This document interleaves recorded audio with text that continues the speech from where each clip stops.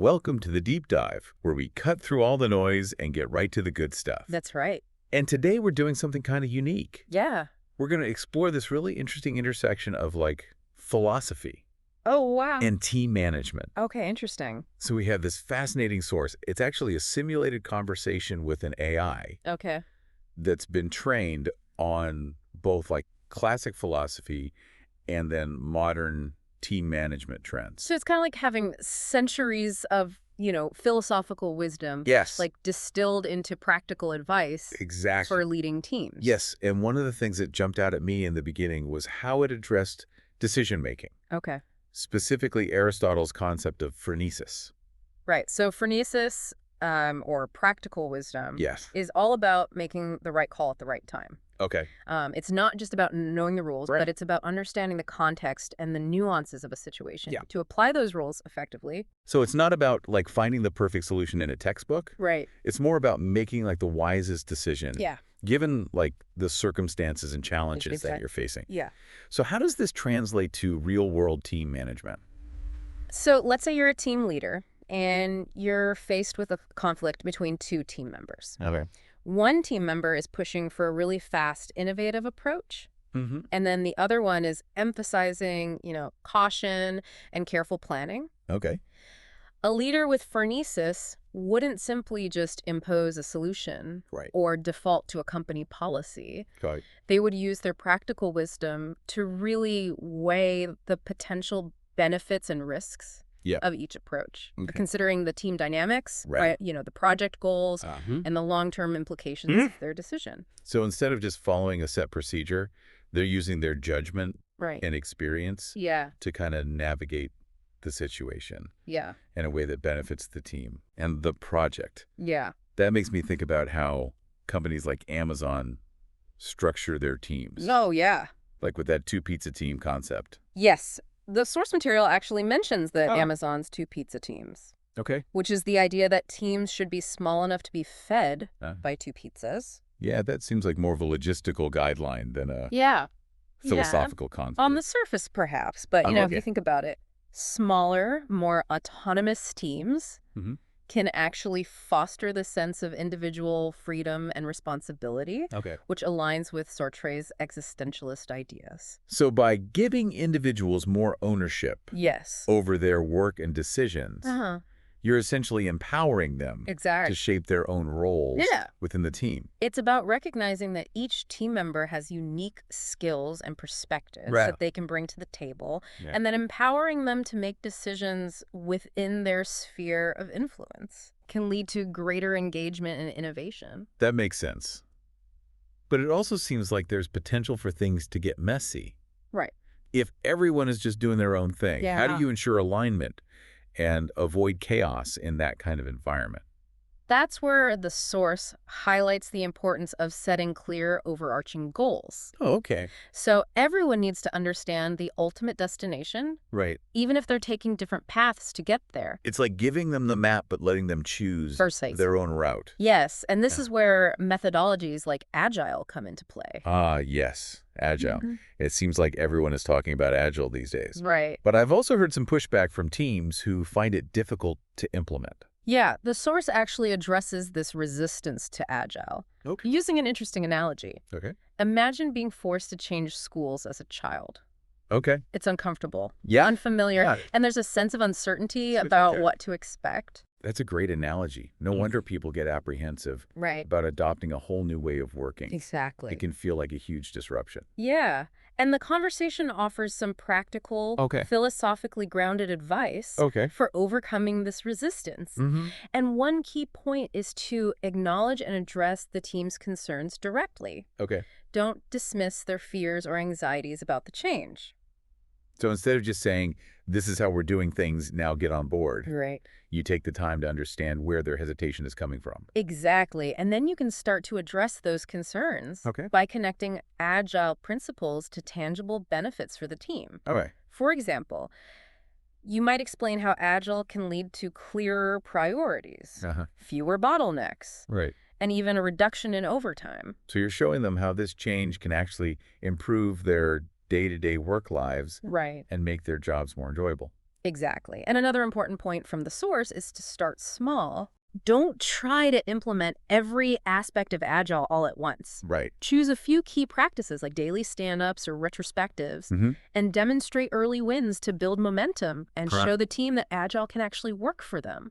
So it's like taking a gradual approach Yeah, and building confidence along the way exactly. rather than overwhelming everyone with a massive change. Precisely. And this ties back to a crucial insight. Okay. Treat the Agile adoption process itself as an Agile process. Oh, that's a great point. So experiment, gather feedback, iterate, Right. and adapt based on what you learn. You're essentially modeling the very principles of flexibility Exactly. and adaptability that Agile's all about. Yes. But even with the best intentions, some teams might still struggle to embrace autonomy, That's true. especially when it comes to software development. Yeah. You want teams to be able to move quickly and innovate Right. without being bogged down by bureaucracy. Yeah. But on the other hand, you need to make sure everyone is aligned and working towards the same goals. The source presents a compelling argument for autonomy, Okay. highlighting how it can lead to faster innovation and quicker time to market. Okay. They use Spotify squads as an example. These are small, self-managing teams Huh? responsible for specific parts of the product, Right. and they have the freedom to figure out how to get things done, Okay. which allows them to be super agile. That makes sense if you have a small, dedicated team that's empowered to make decisions. Right. They can move much faster than a large team Yes. that has to go through layers of approval for every change. Exactly. And this autonomy also allows teams to leverage their specialized expertise, Right. which connects to Adam Smith's concept of division of labor. Okay. So each team can focus on their specific area and become masters of it. It's like having a team of specialists who are all working together towards a common goal, Yeah. but each contributing their unique skills and knowledge. Exactly. And this autonomy fosters resilience and adaptability. Okay. Instead of one big ship trying to turn, Right. you've got a fleet of smaller boats that can maneuver quickly Yeah. in response to changing conditions. That's a great analogy, especially in the fast-paced world of internet-facing products, Yeah. where you constantly have to adapt to new technologies, user feedback, and competitive pressures. Absolutely. But the source also acknowledges that there are potential downsides Right. to too much autonomy. I imagine one of the biggest risks is that teams could end up working at cross purposes Exactly. or duplicating effort Yeah. if they're not properly coordinated. Without clear communication and alignment, Yeah. autonomy can lead to silos, Yep. conflicting priorities, and Right. wasted resources. So how do you strike that balance between empowering teams to be autonomous Right. while also ensuring they're all rowing in the same direction? The source suggests a few key strategies. Okay. First, establish clear, overarching goals that everyone is working toward. Okay. This provides a sense of unity and purpose, even when teams have a lot of autonomy. So you're giving them the freedom to figure out how to get there, Yeah. but everyone knows where there is. Precisely, then implement transparent communication practices. Right. Tools like Slack or project management software Right. can help keep everyone informed about what other teams are doing, Okay. facilitating collaboration Yes. and preventing duplication of effort. You don't want teams operating in isolation, unaware of what's happening Right. in other parts of the organization. The source also mentions the importance of having regular demo days, Okay. where teams can share their progress Mhm. and get feedback from each other. Okay. This fosters a culture of collaboration Yeah. and helps ensure that everyone is moving in the right direction. It's like a built-in mechanism for alignment and cross-pollination of ideas Exactly. instead of just focusing on their own little piece of the puzzle. Yeah, Teams get to see how their work fits into the bigger picture. exactly. And finally, instead of rigid approval processes that can slow things down, Right. the focus should be on setting clear guardrails. Okay. Think coding standards, security protocols, or user experience guidelines. So you're providing a framework for decision-making without micromanaging every detail. It's about empowering teams to make decisions within defined boundaries, Yeah. fostering both autonomy and accountability. Okay. Netflix's freedom and responsibility principle is a great example of this in action. Right. They're known for giving their employees a lot of freedom, Yeah, but they also have high expectations for performance and accountability. exactly. It's about trusting people to do their jobs well, Right. but also holding them responsible for the outcomes. Precisely. And the source even uses a real-world real-world example Okay. to illustrate how this balance can play out in practice. Okay. Imagine you're building an e-commerce platform. Okay, I'm picturing it. You've got teams working on the front end, the back end, marketing, customer support. Right. All sorts of specialized functions. Exactly. Yeah. Your front-end team might be focused on optimizing the checkout flow for user experience, while the back-end team is focused on scalability and security. So they have different areas of expertise Right. and different priorities, Yeah. but ultimately they're all working towards the same goal. Exactly. That shared goal might be something like reducing cart abandonment rates. Okay. Or increasing customer lifetime value. Right. By setting that overarching goal and giving teams the autonomy to figure out how to achieve it. Yeah. Within their domain, you can foster both innovation and alignment. That's a great example of how autonomy and alignment aren't mutually exclusive. Right. They can actually work together to create a more effective and adaptable organization. And the source goes on to point out that this tension between autonomy and alignment Okay. actually reflects some deeper philosophical themes, Oh, interesting. particularly in existentialist thought. I wouldn't have necessarily connected those dots. It's about recognizing the individual's freedom to create and make choices. Okay. While also acknowledging their responsibility for the impact of those choices on Yeah. the collective. So it's not just about individual empowerment. It's about recognizing that our actions have consequences. Exactly. And that we have a responsibility to use our freedom wisely. And that leads to another fascinating question that the source explores. All right. Is autonomy always the best approach, especially when it comes to software development? That's a great question, and one that I think a lot of companies are grappling with Yeah. as they try to figure out the best way to structure their teams and workflows, Mm-hmm. especially in a world where remote work and distributed teams are becoming increasingly common. Absolutely. And the conversation dives into both sides of the argument, Okay. exploring the potential benefits and drawbacks of autonomy Yeah. in different contexts. I'm curious to hear more about what the source has to say on that topic. Well, before we get into that, I think it's time for a quick break, but don't go anywhere. Okay. When we come back, we'll continue our deep dive into autonomy. Exploring some specific examples of how it can be implemented effectively, Okay. as well as some potential pitfalls to watch out for. Sounds good. Welcome back to the deep dive. All right, so... Before the break, we were talking about that balance Yeah. between autonomy and alignment and how that plays out in these modern team structures. Right. Especially for like folks who are building these internet-facing products. Exactly. And one of the key questions that we kind of left off with was, is autonomy always the best approach? Right. It's a complex issue with no easy answers. Right, because while autonomy can lead to like faster innovation Yeah. and greater agility, it can also create challenges if it's not managed carefully. For sure. What insights did our AI source offer on navigating those challenges? So the source highlighted a few potential pitfalls to watch out for. Okay. One is the risk of teams becoming too siloed.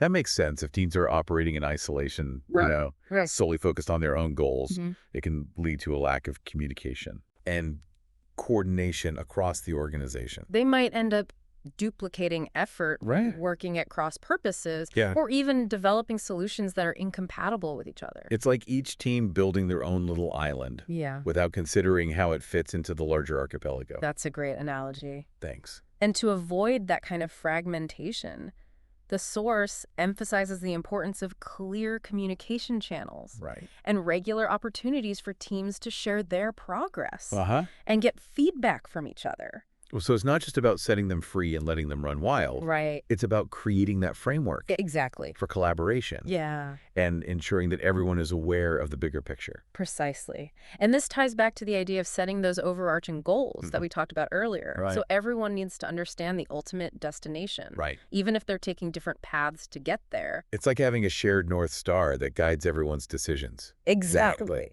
Yeah. But even with clear goals and good communication, Right. there's still a risk that autonomous teams might make decisions that conflict with each other or with the overall strategy of the organization. And that's where the concept of guardrails comes into play. Exactly. We touched on that a little bit earlier. It's Yeah. about setting boundaries and parameters that guide decision-making Yeah. without stifling creativity or innovation. Those guardrails might include things like coding standards, Okay.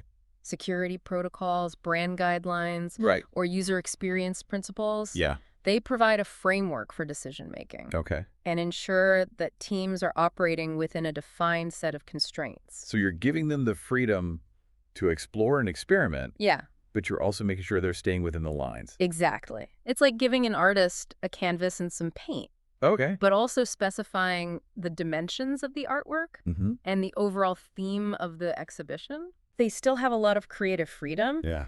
but they're working within a defined context. That's a great way to think about it. Thanks. But setting those guardrails effectively requires a deep understanding of the work being done, Absolutely. as well as the goals and values of the organization. And that's where the role of leadership becomes so crucial. Right. Leaders need to be able to articulate those goals and values clearly, and they need to be able to trust their teams to make decisions Yeah. that align with those principles. It's about finding that balance Right. between control and empowerment, Yeah, between setting direction and fostering autonomy. exactly. It sounds like quite a tightrope walk. It can be, and that's where that concept of phronesis, or practical wisdom that we talked about earlier, comes into play. Yeah. Leaders need to be able to apply their judgment and experience Okay. to navigate those complexities Right. and make decisions that are both wise and effective. It makes me think about the analogy that the AI source used to describe resistance to Agile, Oh, yeah. being forced to change schools as a child. Right. It's a situation that requires a lot of empathy and understanding from the adults involved. That's a great connection. Leading a team through any kind of change, whether it's adopting Agile or embracing greater autonomy, requires a similar approach. Okay. Leaders need to be able to see things from the team's perspective, acknowledge their concerns, Right. and provide support and guidance along the way. It's about recognizing that change can be unsettling Yeah. and that people need time to adjust to new ways of working. For sure, it's not something you can just force on them overnight. Exactly. Yeah. And the source offers some practical advice for leaders Okay. who are trying to navigate those transitions. One key point is to emphasize the why behind the change. Right. So instead of just telling people, this is how we're doing things now, you explain the reasons for the change and how it will benefit Yeah. the team and the organization. You might talk about how Agile can lead to faster delivery of value to customers, Okay. or how greater autonomy can empower teams to be more innovative and responsive to market changes. You're connecting the change to something bigger Exactly. than just a new process Right. or a different way of working. And the source also emphasizes the importance of starting small Okay. and demonstrating early wins. Yeah. Don't try to boil the ocean. Right. Choose a pilot project, introduce a few key practices, Okay. and then highlight the positive outcomes. So it's about building momentum and showing people that the change can actually work Exactly. rather than overwhelming them Yeah. with a massive transformation all at once. Precisely. And remember, as we discussed earlier, Yeah. treat the change process itself as an agile process. Right. So be willing to experiment, gather feedback, and iterate along the way. It's about embracing that flexibility and adaptability, Mhm. which are really core principles of Agile. Absolutely. But even with a well-planned approach Right. and strong leadership, Yeah, there might still be some individuals who resist the change. of course. How do you deal with those situations? The source stresses the importance of addressing those concerns directly and individually. Okay. Take the time to understand where the resistance is coming from. Is it fear of the unknown, Okay. a lack of confidence in their ability to adapt, Right. concerns about how the change will impact their role or their workload? So you're not just dismissing their concerns Right. or trying to force them to comply. Exactly. You're engaging in a genuine dialogue, Yeah. trying to understand their perspective. And once you understand their concerns, Okay. you can start to address them in a constructive way. You might provide additional training or support, Right. offer reassurance about their role in the new structure, Uh-huh. or even involve them in the planning and implementation of the change Okay. to give them a sense of ownership. It's about treating people with respect and understanding, Absolutely. even when they're pushing back against something you believe Yeah. is in the best interest of the team. And it's important to remember that not everyone will embrace change Right. at the same pace. Of course. Some people are naturally more adaptable than others. Yeah. The key is to be patient, supportive, and persistent in your efforts Right. to bring everyone along on the journey. It sounds like leading change effectively requires a blend of strategic thinking, Yeah. emotional intelligence, and a deep understanding of human psychology. It absolutely does. And that brings us back to the idea that leadership is not just about giving orders or managing tasks. It's about inspiring and motivating people, building relationships, and creating an environment where everyone can thrive. It's about fostering a sense of shared purpose. Exactly. Creating a culture of trust and respect. Yeah. And empowering people to be their best selves. And as we wrap up this part of our deep dive, I want to leave our listeners with a thought-provoking question. Right. How can you, as a leader, apply these insights to create a more engaging, productive, and fulfilling work environment for your team? It's a question worth pondering, and one that I think we'll continue to explore in the final part of our deep dive. And we are back for the final part of our deep dive into this fascinating world where philosophy meets team management. It's been a great conversation. It has. I have to admit, this exploration has really shifted my perspective on leadership. It's not just about project plans and deadlines. It's about understanding, human nature, motivations, and even the bigger questions about purpose and meaning in the workplace. Exactly. And speaking of purpose, we left off talking about how leaders can navigate change effectively, especially when faced with resistance. But what about those who are just starting their leadership journey? It can be quite a leap from studying theory to managing a real-life team. Absolutely. And our AI source had some great advice specifically for new managers. The first piece of advice was surprisingly simple. Start with self-awareness. That makes sense. Before you can lead others, you need to understand yourself. Exactly. Identify your strengths and weaknesses as a leader. What comes naturally to you? What might you need to work on? Are you a big picture visionary? Or do you excel at details and execution? Knowing your own tendencies helps you play to your strengths. And identify areas where you might need support. Exactly. It's like laying the foundation for your leadership style. Precisely. And then the source emphasized the importance of truly listening to your team members. It's more than just hearing their words. It's about understanding their perspectives, motivations, and concerns. Each person on your team is an individual. Yes. Not just a cog in the machine. They each have unique skills, experiences, and goals. And your job as a leader is to create an environment where those individual strengths can flourish and contribute to the team's overall success. Which means being open to different ideas, approaches, opinions. And that leads into the next piece of advice. Embrace humility and curiosity. You don't have to have all the answers. In fact, admitting when you don't know something can actually build trust. Exactly. It shows your team that you value their expertise and are open to learning from them. It also demonstrates a growth mindset, which can be incredibly motivating for a team. And then prioritize clarity. Make sure everyone understands the goals, the expectations, and how their work contributes to the bigger picture. Because ambiguity and uncertainty can breed anxiety and frustration. People need to know where they stand and how their work makes a difference. And that clear communication also helps create psychological safety, which we talked about earlier. It's about fostering an environment where people feel comfortable speaking up, sharing ideas, and taking risks without fear of judgment or reprisal. Because that's how you foster innovation and creativity. Exactly. If people are afraid to make a mistake, they'll just play it safe all the time. And that doesn't benefit anyone. And then focus on achieving small wins early on. Don't try to tackle everything at once. Pick one area for improvement, collaborate with the team, celebrate those successes. It's about building momentum. Showing the team that you're capable of leading them effectively. Exactly. Small victories can lead to greater confidence and a sense of shared accomplishment. And finally, don't be afraid to seek out mentors.